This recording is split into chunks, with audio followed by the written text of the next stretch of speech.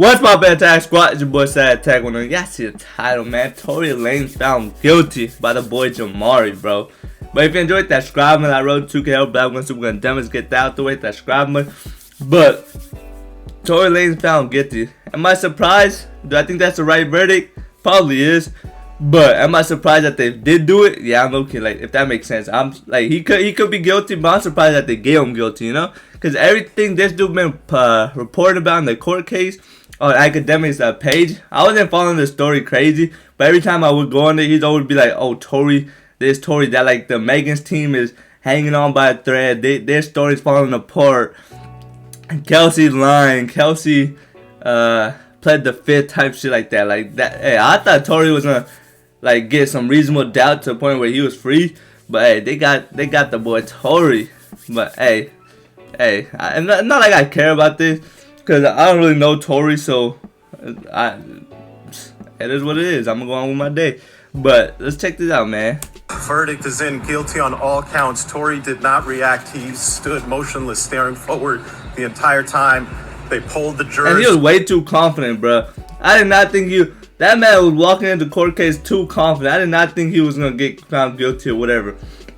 I thought they was gonna have at least some, you know, like he was walking in with a kid like that's points for the jury though. Walking in with your kid and stuff. Hey, he was trying to get some points, but I don't know. He just walked too confident. What everybody was saying was in fact guilty. They went through 1, 2, 3, 4, 5 to 12. Every single person said guilty. Tory was taken into custody, remanded into custody. No bond at this time. Sentencing is set for January 27th. Guilty on all 3 counts. Tory Lanez will be sentenced on January 27th. He has been remanded and taken into custody by the Los Angeles Sheriff. Well, there you guys have it. In the case of Daystar, my boy Jamari, thanks for being on that side. Look at this side. Peterson, aka Tory Lanez, versus the state of California. Tory has now been found guilty on all 3 charges of shooting Meg Thee Stallion in the foot. And for those of you who haven't been following this court case as closely as I have, let me kind of just break down this story for you based on the witness testimony and based on what everyone's been saying for the last 2 years while they've been waiting for this to go to trial. So to really understand this story, you have to go all the way back to the summer of 2020. Meg Thee Stallion and Tory Lanez are both equally coming up in the music scene very quickly. They're garnishing a lot of fans. They're getting a lot of mainstream attention. Tory, and all of a sudden they start being never gonna be the same. Pictured together everywhere they go. A lot of people start to assume they're romantically involved. But then that all came crashing down on that summer night in 2020 when Meg Thee Stallion was chilling at Kylie Jenner's house. She tells Tory Lanez to come on over, come hang out. Something goes down there at that Kardashian mansion. Meg Thee Stallion, her best friend Kelsey Harris, and Tory Lanez all decide to dip out. They're driving in this car. It's safe to assume that the 3 of them were all pretty drunk. They start fighting about something. Meg Thee Stallion wants to get out the car. As the way it was told in court, they all start fighting and are basically causing a scene outside this vehicle. And as they found it in court today, apparently Tory reaches over the top of the car door, boom, boom, boom, boom, boom, fires 5 shots, with some of them hitting Meg Thee Stallion in the feet. And this was the popular narrative when this initially happened, but over the next couple of years, Tory would come out and seemingly try and clear his name, saying that he was being blackballed by the industry, and saying that he was essentially in a Who Framed Roger Rabbit type of situation. Now I want to take a moment to get more into the details of what the witnesses said, what went down during the course of the last 2 weeks of this trial, and why I feel like we're treading some murky waters here with this court case. Okay, so Tory was convicted of 3 felony accounts: assault with a semi-automatic handgun, carrying a loaded, unregistered firearm in a vehicle, and for basically shooting the gun. For being found guilty of these 3 crimes, he's now facing up to 20 years in prison, and of course could be deported back to Canada. Obviously, this has been a massive story over the last couple of years, with a whole lot of people being on Team Meg Thee Stallion and a whole lot of other people being on Team Tory. So as Meg Thee Stallion put it during her testimony, like I said, Tory reaches over the window, he says, "Dance, bitch, dance," and then he's firing at her feet 4 or 5 times. She's saying that what caused him to get so aggravated to the point that he would shoot her is basically that she said his music was whack and that his ego was out of control for how big of an artist he actually was. That's a wild thing to shoot over, now, bro. Tory's story, on the other hand, was completely different. He's saying that night they went to Kylie Jenner's house, that he had been having a romantic relationship with Meg Thee Stallion's best friend Kelsey Harris, but during those couple of weeks when he was being pictured with Meg Thee Stallion over and over again, apparently they also started to be involved in a romantic and intimate relationship. And so what Tory's saying is that night that they went to Kylie Jenner's house, that was when Kelsey found out that her best friend Meg Thee Stallion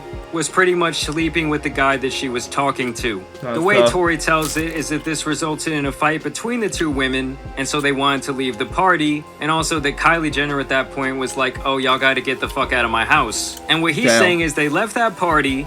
The two women continue arguing in the car to the point where Meg Thee Stallion wants to get out of the car. Tory's defense team then says that Kelsey took the gun from the car, which belonged to Tory Lanez, started shooting at Meg Thee Stallion while she was turned around. They say that's when Tory came in, he starts trying to grab the gun from Kelsey, they start having this struggle, and then once he gets the gun from her, he shoots up in the air, boom, boom, boom, boom, boom, boom, Why 5 would times, you do that? just to kind of try and defuse the situation. Why would you shoot in the air, bro? Like, you don't even need to use the gun to shoot. If that's the story, why would you even do that, bro? Why would you even get gun prints or whatever on your hands?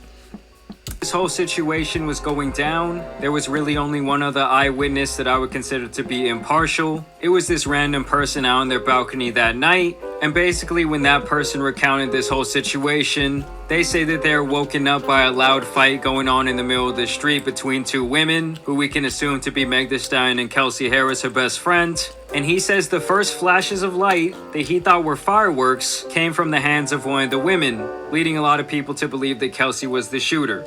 This witness also added that he then saw the short man, who's Tory Lanez, apparently firing everywhere 4 or 5 times. The other thing, why would you do that, Tory? is you can see here, like, this whole story is probably misbelieved, but like, why would that be a story? Experts testified that gunshot residue was found on both Tory Lanez and Kelsey Harris, who were in close proximity, though DNA evidence tying Tory Lanez to the weapon was inconclusive, saying that they didn't even test Kelsey Harris for a DNA sample. I also didn't think that it would help her case that at the time of the shooting, when the police showed up and they asked what happened to her feet, she told them they had stepped on glass, and over the last 2 years, that police report led to a lot of people not believing in Meg. But her prosecution team says that in her defense, the reason that she lied to the police that day was because she didn't want to be a snitch, and that snitching is frowned upon in the hip-hop community, which she identified. Nah, what the fuck? Someone shoot me? It's a hip hop. You're not in the street. You're not doing what Lil Durk can do. You doing your own thing. Nah, I'm snitching. What the hell? It's not even snitching. You shot me. Boys Club. They also talked about during the trial how in Meg Thee Stallion's interview with Gayle King, she lied about not having relations with Tory Lanez. And what she has to say about the reason she lied about that is that she lied because it was disgusting, adding, how could I share my body with someone who could shoot me? But like I said, we have to respect the process. Do I think that the general public will ever know exactly what happened that night? No. Absolutely not. But at this point, he has been found guilty. Y'all let me know what you guys think about the verdict down below. If there's any more updates in this situation, which I'm sure there will be, I will continue to...